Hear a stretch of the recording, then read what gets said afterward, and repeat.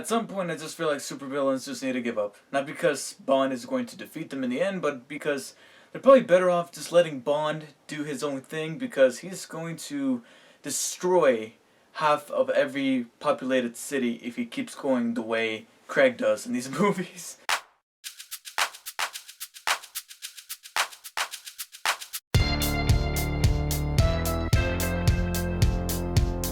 Hello everyone, David here with a movie review, and this time it is for Spectre, which is also considered the 24th entry in the James Bond series, and the 4th one starring Daniel Craig, who is just sick and tired of this shit.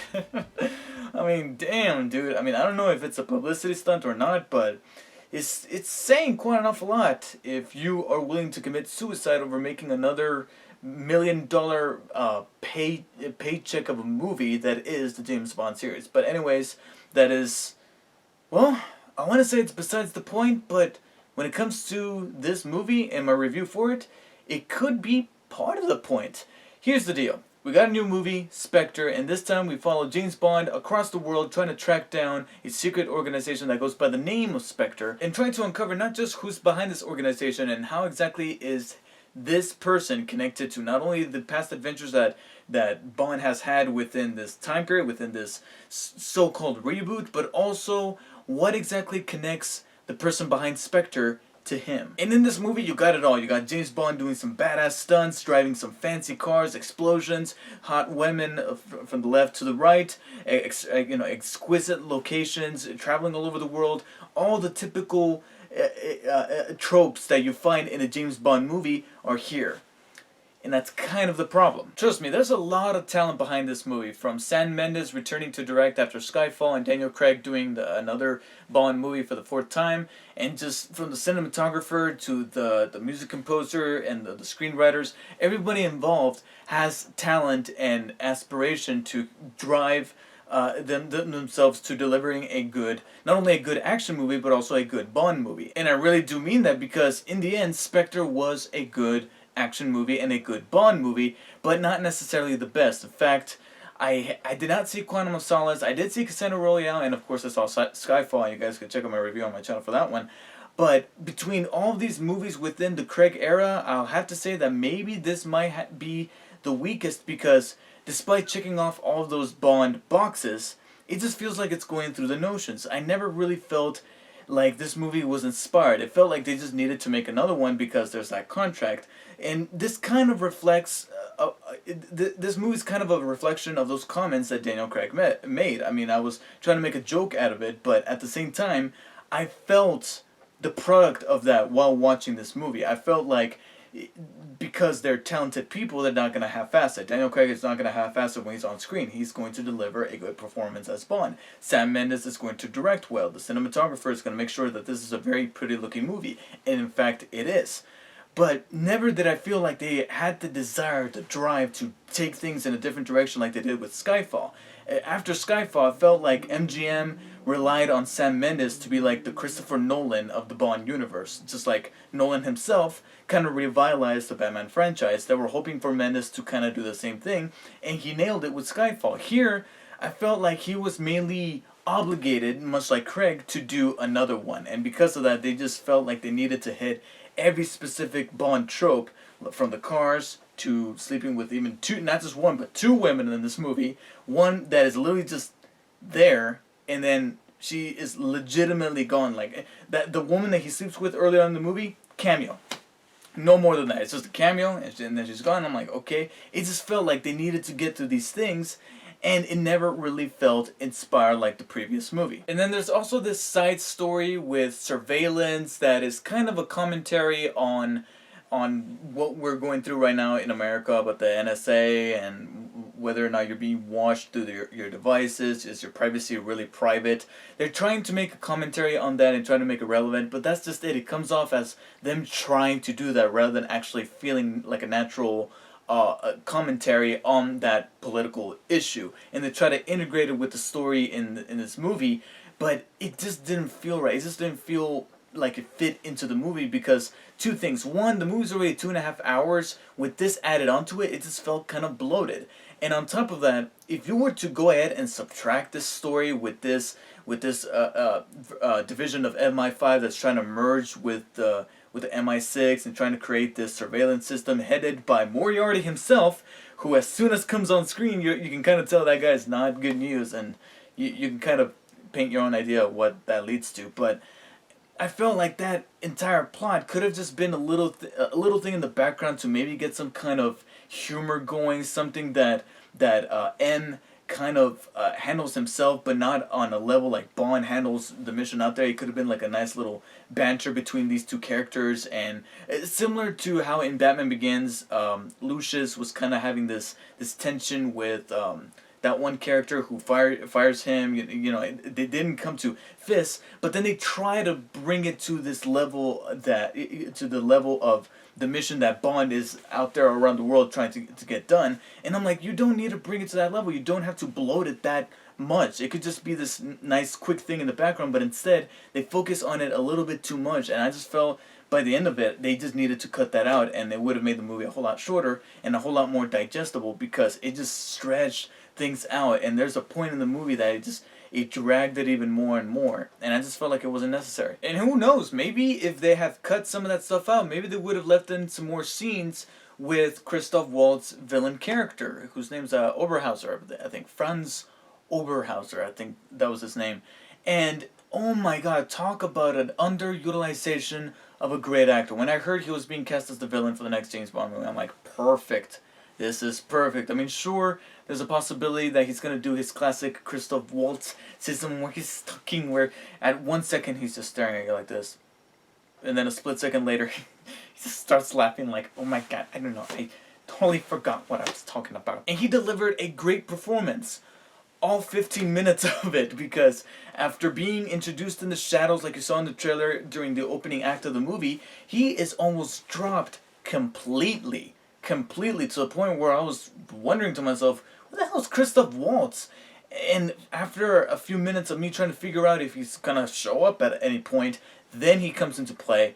And I mean, sure, this might have been the case with other Bond villains where they were kept in the shadows for a long time, and then there's this big reveal at the end with that villain. And trust me, there's quite a bit of a reveal with this character towards the end of the movie.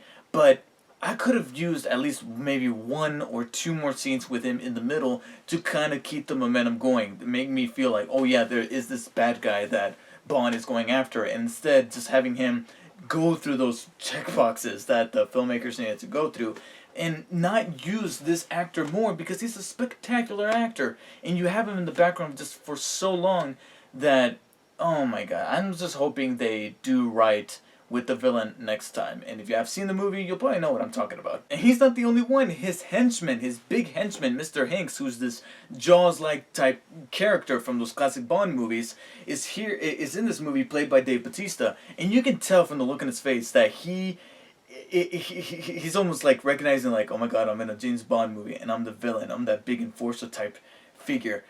But he legitimately does not talk throughout the entire movie, and that would have been fine if maybe he had some kind of charisma about him, but instead he's just this hulking figure that just goes around destroying things and fighting with Bond. And I remember him saying in an interview or something like that he was going to be this charismatic type of villain, and to me he never came across as that way. And I feel like Dave Bautista could have brought that with this character. We saw what he can do with this very known property like Guardians of the Galaxy, or at least now known for a lot of people after that movie.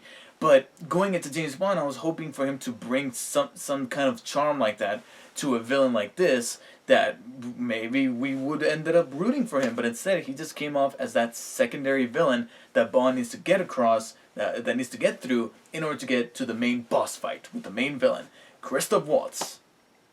Yeah, I would have loved to have seen that fight. Now, I know I'm sounding like I'm being a little too negative about this movie, but trust me, there's a lot more good to it than there is bad. It's just that the bad was rather significant. I like the fact that Q was a bit more involved within the story this time around. So much so that he actually goes out into the field at one point, and it looked like he was going to have a little bit of a chase sequence himself, but we understand that he's no Bond, so he's got to use his intellect to kind of get out of it quick, and he does. But it's nice to know that Ben Whishaw as Q had more to do, as well as Ray Fiennes as M. Both of them had more interaction with the story this time around than in the previous movie. And the action sequences were really good too. I mean, The action sequences in this movie, I think, are the perfect metaphor to demonstrate the quality of the movie itself, where it was done well, it was good, it was well made.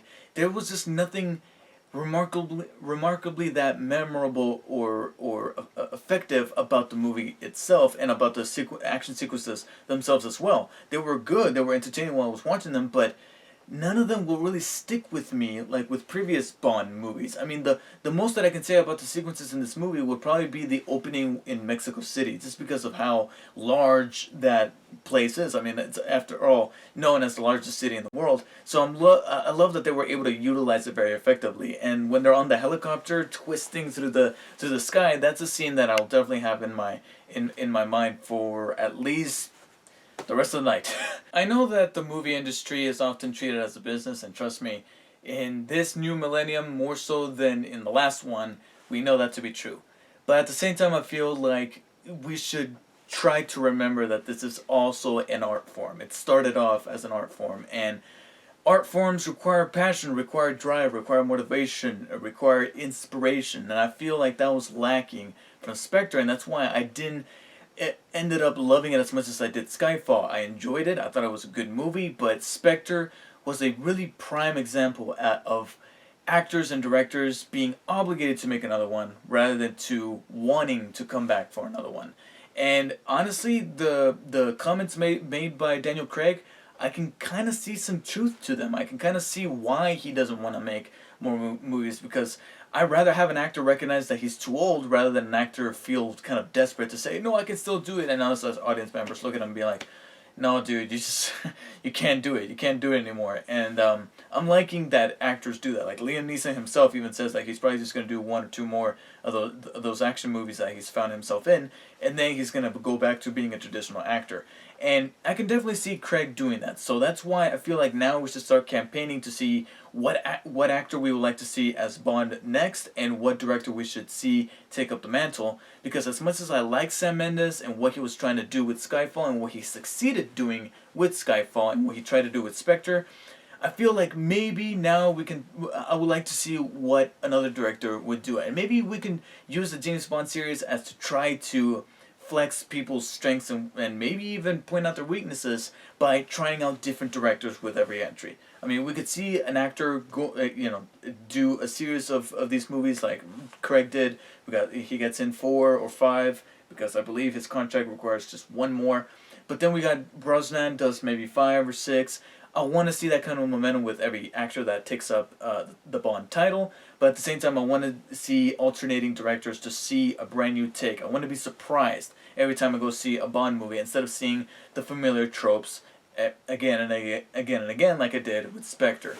So for that, I give Spectre a high 7 out of 10. It was an enjoyable movie, but not necessarily one of the more memorable ones amongst the Craig era. So let me know what you guys thought of Spectre. If you have watched it, and if you have not, will you be watching it this weekend? And if you do go see it, keep an eye out for a couple of Easter eggs that tie into not only the previous Craig movies, but previous Bond movies in general, because there's a couple little things here and there that I think some of you die-hard Bond fans will be pleasantly surprised by. Thank you guys for watching. I'll see you guys next time.